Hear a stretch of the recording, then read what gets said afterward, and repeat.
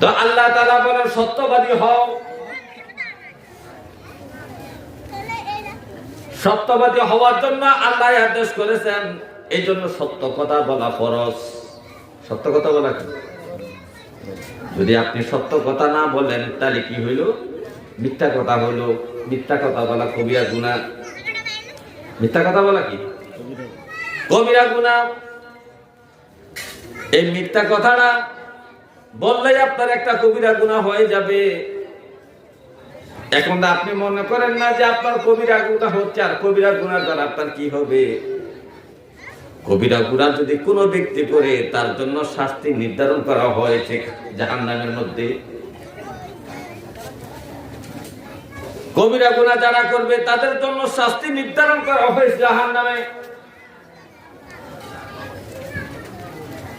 আল্লাহর নবীর একজন সাহাবী সামরা ইবনে জুনদুব রাদিয়াল্লাহু তাআলা আনহু, তিনি বর্ণনা করতেছেন, ও জগতের মানুষ, আমার নবীজি একদিন ফজর নামাজ শেষ করে আমাদের দিকে ফিরে বসলেন।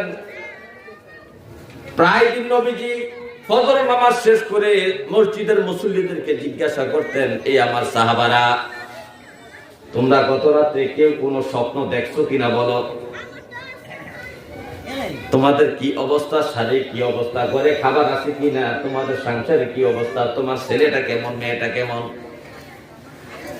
তোমার শরীর স্বাস্থ্যের কি খবর, রাত্রে ঘুম কেমন হয়েছে? বিভিন্ন বিষয়ে নবীজি সাহাবায়ে কেরামকে ফজর নামাজ শেষ করে তাদের দিকে ফিরে বসে এগুলা জিজ্ঞাসা করতেন। তো সামরা ইবনে জুনদুব রাদিয়াল্লাহু তাআলা বলতেছেন যে নবীজি আমাদের দিকে ফজর নামাজ শেষ করে ফিরে আমাদের দিকে বসলেন।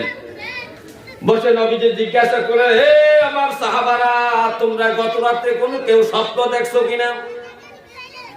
কেউ তোমরা স্বপ্ন দেখেছো? তো মসজিদের মুসল্লিরা বলতেছে, নবীর সাহাবীরা বলতেছে, ইয়া রাসূলুল্লাহ, আমরা তো গত রাতে কেউ স্বপ্ন দেখি নাই।